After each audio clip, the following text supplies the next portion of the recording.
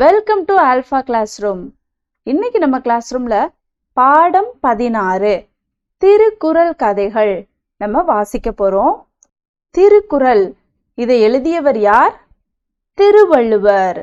திருக்குறளை இயற்றியவர் திருவள்ளுவர். முதல் கதை பொறுமையும் பொறுப்பும்.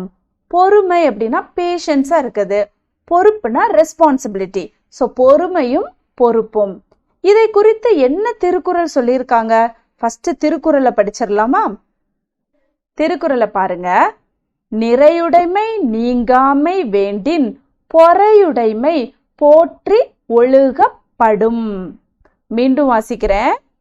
நிறையுடைமை நீங்காமை வேண்டின் பொறையுடைமை போற்றி ஒழுகப்படும். இதுக்கான விளக்கம் என்ன? இதோட மீனிங் என்ன அப்படின்னா, நிறைவுடையவராக இருக்கும் தன்மை தம்மை விட்டு நீங்காமல் இருக்க வேண்டுமானால் பொறுமையை போற்றி ஒழுக வேண்டும். அப்படின்னா என்னன்னா, ஒருத்தவங்க ஒரு ஃபுல்ஃபில்டா ஃபீல் பண்ணுவாங்க இல்லையா, ஒரு கம்போஸ்டான பர்சன் அப்படின்னு இங்கிலீஷ்ல சொல்லுவாங்க. அப்படி நிறைவுடையவராக இருக்கிறவங்க எப்பவுமே அந்த தன்மை, அந்த ஒரு கேரக்டர் அவங்கள விட்டு போகாம இருக்கணும்னா அவங்க ரொம்ப பேஷன்ஸா இருக்கணும், பொறுமையை கடைபிடிக்கணும் அப்படின்னு சொல்றாங்க. நம்ம இப்ப கதையை வாசிக்கலாமா? தாமஸ் ஆல்வா எடிசன் என்பவர் புகழ்பெற்ற அறிவியல் அறிஞர். இவர் பலமுறை தோல்வி கண்டு பெரும் முயற்சிக்கு பின்னரே மின் விளக்கை கண்டுபிடித்தார். மின் விளக்கு அப்படின்னா எலக்ட்ரிக் லேம்ப், லைட். அறிவியல் அறிஞர் அப்படின்னா அவர் ஒரு ரிசர்ச் ஸ்காலர், ஒரு ரிசர்ச் சயின்டிஸ்ட். நண்பர்களுக்கும் பிற அறிவியல் அறிஞர்களுக்கும் தன் கண்டுபிடிப்பை செய்து காட்ட எடிசன் விரும்பினார். அதற்காக நிகழ்ச்சி ஒன்றை ஏற்பாடு செய்து அனைவரையும் வரவழைத்தார். அவரது ஆய்வகத்தின் மேல் தளத்தில் இதற்கான கூட்டம் நடைபெற்றது. எடிசன் தம் உதவியாளரை அழைத்து மின் விளக்கை மேல் தளத்திற்கு கொண்டு வர சொன்னார். உதவியாளர் அதனை கொண்டு வரும்போது திடீரென கை தவறி விழுந்தது.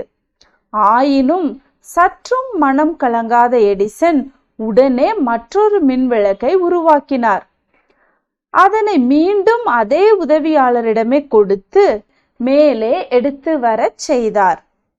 மின் விளக்கை கீழே போட்டு உடைத்தவரிடம் மீண்டும் அந்த வேலையை கொடுக்கிறீர்களே என்று சிலர் எடிசனிடம் கேட்டனர்.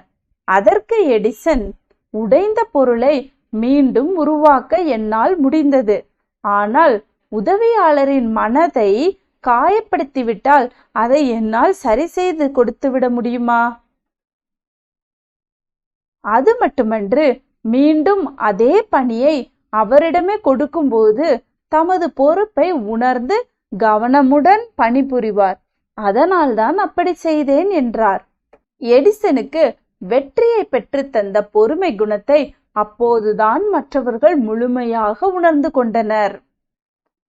இந்த படத்துல கொடுத்திருக்காங்க இல்லையா, இவர் தான் தாமஸ் ஆல்வா எடிசன். இவங்க ஒரு பெரிய சயின்டிஸ்ட். இவங்க என்ன கண்டுபிடிச்சாங்கன்னா எலக்ட்ரிக் பல்ப். அதை இவங்க கண்டுபிடிச்சாங்க.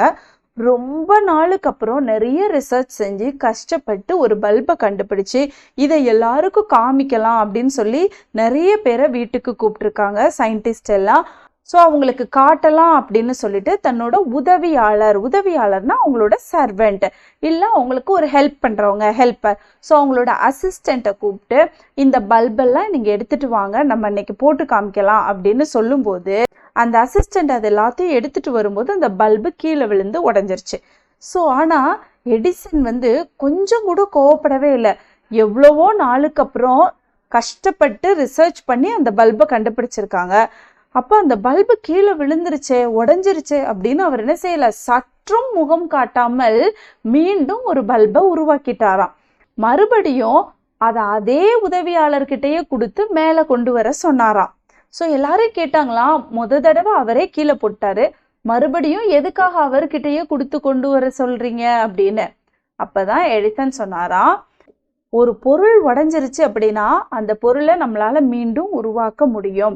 ஆனா ஒருத்தரை நம்ம ஹர்ட் பண்ணிட்டோம், ஒருத்தவங்களை திட்டிட்டோம் அப்படின்னா அதன் மூலமாக அவங்க மனதை நம்மளால மீண்டும் என்ன செய்ய முடியாது, சரி செய்து விட முடியாது.